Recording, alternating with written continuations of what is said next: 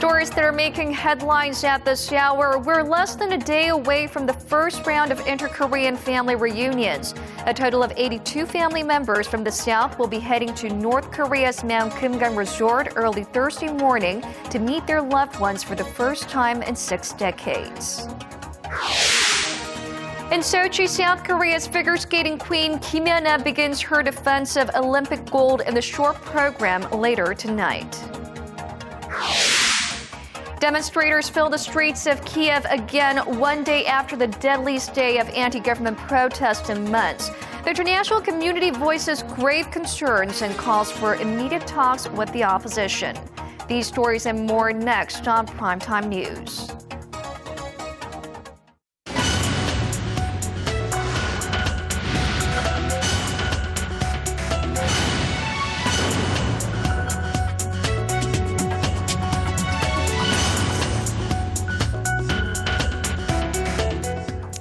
Good evening and welcome to Primetime News. It's Wednesday, February 19th here in Korea. Live from Seoul, I'm Ojin Ju. And I'm Daniel Chen. Thank you for joining us. South and North Korea will resume reunions for the peninsula's war-torn families on Thursday for the first time in more than 3 years. And on Wednesday, ahead of the landmark event, dozens of elderly South Koreans gathered near the inter-Korean border to ready themselves for a meeting they have been waiting for decades. Our Moon Kanyang reports from SOCHI. 83-year-old Chang Chun will meet his brother on Thursday for the first time in 63 years, a sibling he thought was dead until a few years ago. They'll reunite tomorrow for the first time since the Korean War tore apart their family. This will be the first and the last time for me to meet my brother. 63 years have passed already. Considering how long I have to live, this will be my only chance. He is one of the 82 elderly South Koreans who gathered in a resort near the eastern port city of SOCHI on Wednesday, 1 day before they'll be crossing the heavily fortified border only 50 kilometers away into North Korea. It will be the first reunion in more than 3 years for the peninsula's divided families. The South Korean Red Cross had initially arranged meetings for 83 South Koreans, but one had to bow out due to health problems. This has only highlighted the fact that time is running out for the peninsula's divided families, and the chief of the South Korean Red Cross is fully aware. Originally, 83 separated family members were supposed to come, but one had health issues, so the total number now stands at 82. 26 of them are over the age of 90. It has been 3 years and 4 months since the last encounter with our northern delegates, and this will provide us the opportunity to meet face-to-face and share our opinions on a humanitarian basis. Earlier in the day, the reunion participants went through health checkups conducted by the medical staff that will be traveling with them to North Korea and received a brief lecture on the do's and don'ts while meeting with their relatives in North Korea. At about 8 a.m. Thursday morning, the 82 South Koreans and their families will board a bus and leave for the cross-border transit office in Goseong, which is about an hour-and-a-half drive from here, and then cross into North Korea at 10 a.m. Korea time. The reunion set to begin at 3 in the afternoon will be bittersweet, as the chances of any of these divided family members meeting again are slim, if not none. Moon Kanyang, Arirang News, SOCHI. Fresh on the heels of a scathing United Nations report about the human rights situation in North Korea, the South Korean Parliamentary Committee in charge of Foreign Affairs met Wednesday to discuss pending bills over the matter. But as our Kim Young-gil reports, lawmakers of the rival parties had different ideas about how they should proceed. Lawmakers from the ruling Saenuri Party and the main opposition Democratic Party showed clear differences over pending North Korean human rights bills at Wednesday's Foreign Affairs and Unification Committee. The Saenuri Party's floor leader, Choi Kyung-hwan, said passage should come sooner rather than later. The North Korean human rights bill should be passed as soon as possible. The UN has already urged North Korea to stop violating people's rights and for China to stop the repatriation of North Korean refugees. We should be the ones at the forefront. The two parties have each submitted 5 bills since 2005, calling for measures that would improve the lives of the North Korean people. The Saenuri Party's proposals have mainly called for documenting the human rights situation in North Korea, supporting human rights activities, and helping groups that aid North Korean defectors. The DP's proposals have focused more on supporting cooperation between the South and North and providing humanitarian aid. While Democratic Party lawmaker Chung Chang-nae welcomed the discussions on the bills, he said the timing was inappropriate. Both parties should go ahead and talk about the pending bills, but legislating them may affect North Korea's attitude towards South Korea, especially at a time when we are going ahead with the family reunions, and relations with North Korea are improving. Political analysts say the opposition party's stance reflects concerns that a hardline approach to the North Korean human rights situation could anger Pyongyang and worsen relations. Although the parliamentary committee lawmakers did not agree on legislating the bills just yet, they did agree to proceed with fine-tuning them. The U.S. and Japan adopted legislation on the North Korean human rights situation in 2004 and 2006, respectively. Kim Young-gil, Arirang News. The Islamist militant group responsible for Sunday's bus bombing in northeastern Egypt that killed 4 people, including 3 Koreans, has warned all tourists to leave the Sinai Peninsula by Thursday or risk being subject to further attacks. Meanwhile, the first group of 15 Korean survivors returned home Wednesday evening. Kim Hyun-bin reports. The Egyptian government says it is doing all it can to protect tourists in the wake of a threat by an al-Qaeda-linked Islamist militant group for all tourists to leave the country by Thursday or be subject to further attacks. The government said it is not sure of the authenticity of the threat posted on a Twitter account affiliated with the group, but said it has taken extra precautions. Egyptian Prime Minister Hassan al-Blablawi said on state television that the group Ansar Beit al-Maqdis is becoming a threat to foreign tourists in the country. The Islamist group claims to be responsible for the suicide attack on Sunday that killed 4 people, including 3 Koreans and an Egyptian. The Korean government has issued a travel warning for the Sinai Peninsula and is working to find out whether there are still any Korean tourists in the region. The Korean Foreign Ministry says it is doing all it can to uncover the motive for the attack. We are working with the Egyptian government and the international community to learn the reasons behind the attack. Korean government officials dispatched to the scene after the attack are currently working to help the Koreans who survived the attack and ensure they get home safely. The first group of 15 survivors arrived in Korea on Wednesday, while the other half are scheduled to return home on Thursday. As for the 3 Korean nationals who died, their families are currently in Egypt and will return to Korea with their bodies soon. Kim Hyun-bin, Arirang News. With the housing market here in the nation sputtering along, the Land Ministry has some ideas about how to get it back on track. Ministry officials laid out their plans in a status report to the president earlier today. Our Kim Ji-yeon has the details. During a policy briefing at the presidential office of Cheongwon on Wednesday, the Ministry of Land, Maritime and Environment called for revitalizing the housing market by easing restrictions. The pitch included a number of measures. Regarding the reconstruction of houses, the Land Ministry said there is a need to scale back on some of the policies imposed back in 2006 that were put into place to quell housing speculation. That could include abolishing a policy that requires homeowners to pay back some of the profits gained from rising house prices after renovations. Limiting a household to buying just one house in some areas of the Seoul metropolitan area would also no longer apply. The ministry also wants to ease the eligibility for government-backed mortgage loans to include more home buyers. First-time buyers are currently only eligible for loans that have interest rates in the 1% range. But with the change, those who have not owned a house for 5 years would be eligible as well. The ministry aims to make public rental housing available to 90,000 households this year and to 500,000 households by the year 2017. The set of measures is being introduced in part to counter soaring housing rental prices that have risen since 2008.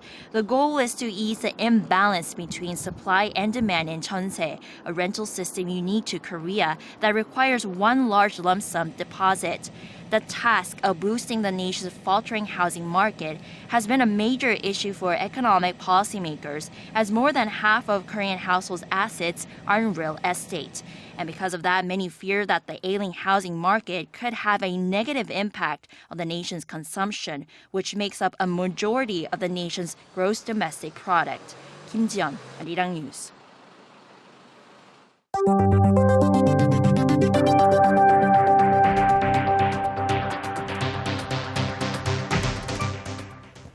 Things are not looking good in Ukraine. At least 25 people were killed and hundreds more injured during clashes between anti-government protesters and riot police in Kiev, Ukraine on Tuesday.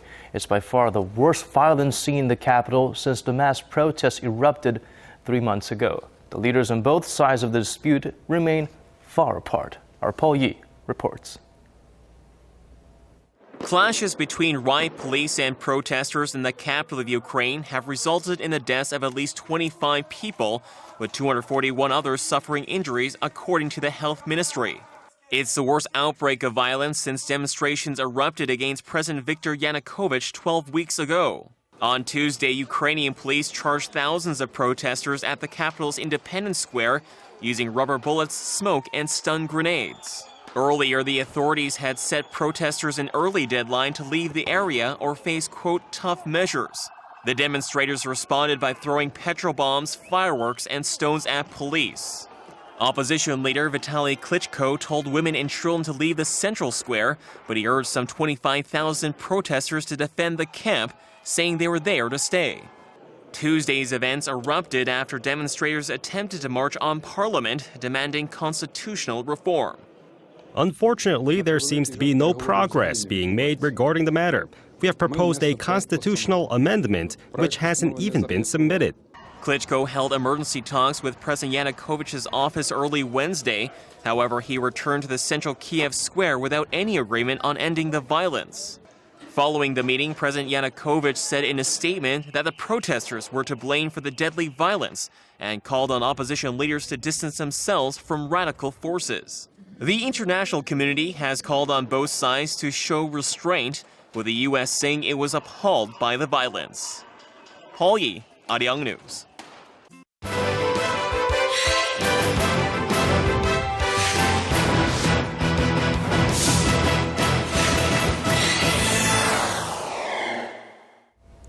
With just 5 days remaining until the curtain comes down on the SOCHI Winter Olympics, more and more attention is being drawn to the next Winter Games, which will take place in the Korean resort town of Pyeongchang. For fans wanting to learn more about the next host city, there's a special place at Olympic Park to get a preview. Our Olympics correspondent Song Ji-san filed this report from Sochi. The spirit of the Olympics is alive and well in Sochi, but just a few minutes after entering Olympic Park, you can also get a sense of what the 2018 Winter Games will be like. The Pyeongchang House is just before the main competition venues at the Olympic Park. Athletes and sports fans can get a preview of what the Winter Olympics will look like at Korea's Alpine City less than 4 years from now. From learning about Pyeongchang's location on the Korean peninsula and experiencing Korean medicine, to watching cultural performances every day, visitors can get a better idea of the host city and the nation of the Pyeongchang Winter Olympic Games. The venue is especially popular among Russians who are curious about the city that will take the reins in 4 years. I think that it will be good Olympic Games and maybe better than now. I hope that I will be in these Olympic Games in Pyeongchang. And it's not too early to think about Pyeongchang. Athletes who have already wrapped up their games at Sochi are now setting their sights on Pyeongchang, and so are their families. We're parents of an athlete at these games, and I'm very, very impressed. I mean, obviously, they're quite ready for the Olympics. There's no question about that. After hitting the 100,000 visitor mark on Saturday, Pyeongchang House is rising as a must-see spot among Olympic fans. Over 15,000 visitors drop by at the Pyeongchang House a day, meaning 1 out of 5 people in Olympic Park drop by. they get surprisingly interested after viewing the exhibition. And more than 500 Russians have already requested that they'd love to volunteer at the 2018 Pyeongchang Games. Visitor number 201,800 to the Pyeongchang House, or 2018 with 2 zeros on the end, will win a free flight to and from the Games if the winner wants to volunteer at the 2018 Games. 송지선, Arirang News, Sochi. Now, on this Wednesday, Team Korea has 2 gold medals, 1 silver and 1 bronze in Sochi. The latest gold coming from yesterday's exciting 3,000-meter relay for the ladies. Right, tonight it'll be a different kind of event, one that involves, of course, athleticism, but grace and artistry as well. Our queen, Kim Yeon-ah, will get to defend her throne tonight as she performs soon in the short program. And for more on this and other stories, we have Connie Lee joining us tonight.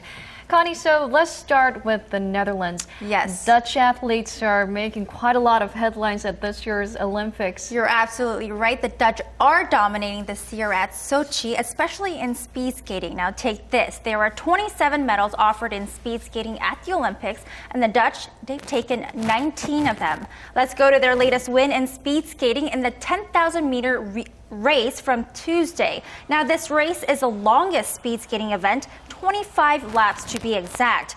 But in the end, Jorrit Bergsma held through and took the gold in a new Olympic record of 12 minutes, 44.45 seconds. His teammates Sven Kramer and Bob de Jong also did well, taking home the silver and bronze respectively.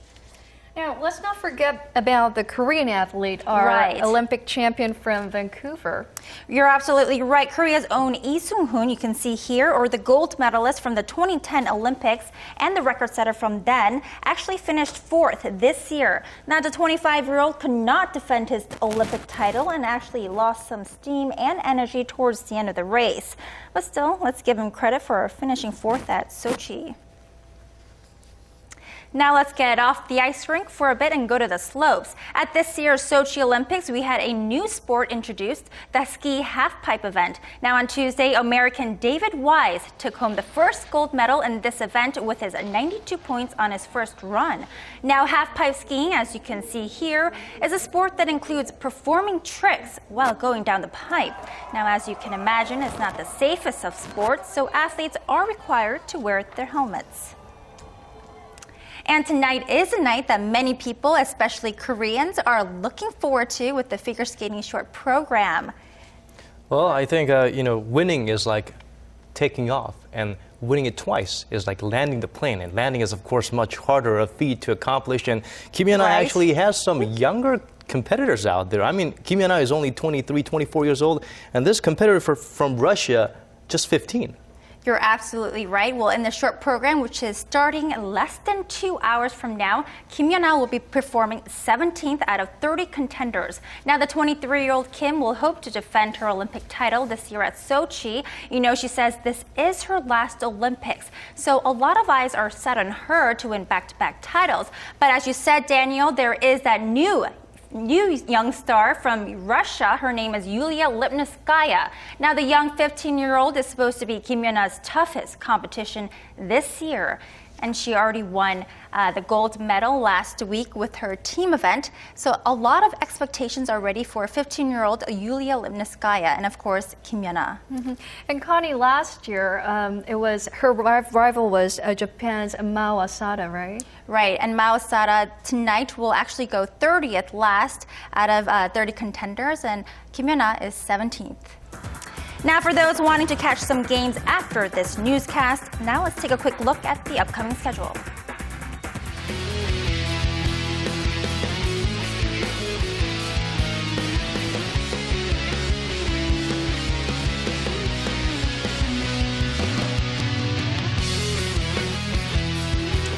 And that's all I have for tonight. I'll be back tomorrow with more. Well, thank you so much for coming in and keeping us up to date. It's a one-man army job, and you've been doing a bang-up job. Thank you so much for all the updates.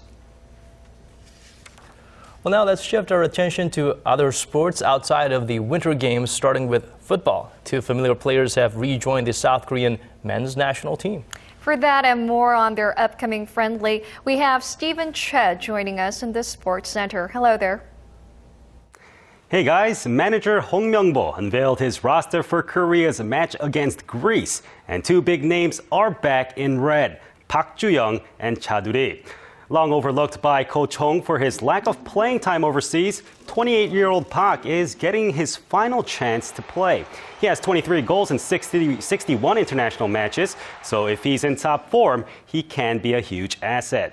Meanwhile, Cha, a national team vet, was also chosen on the 24-man roster to compete for the left-back spot. Now 33 years old, he last played for Korea in a World Cup qualifier about 27 months ago.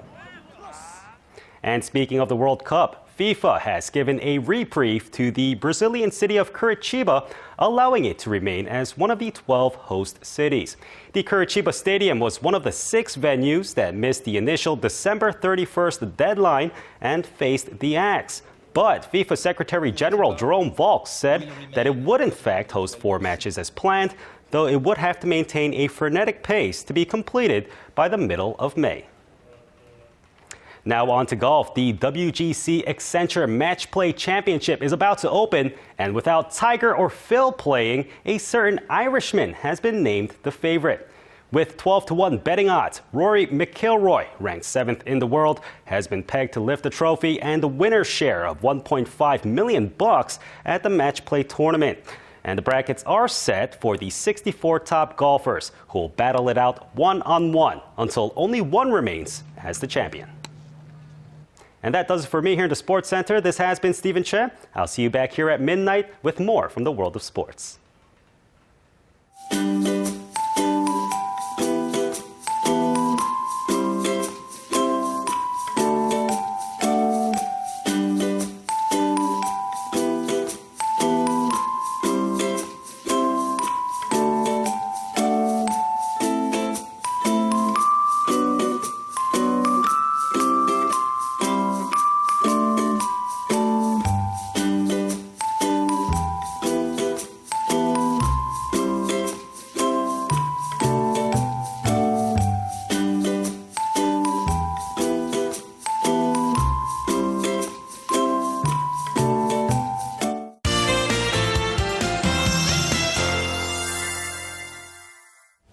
The East Coast regions finally got a break from the snow today, but I understand that snow is on its way to Mount Kumgang, where the family reunions will take place tomorrow.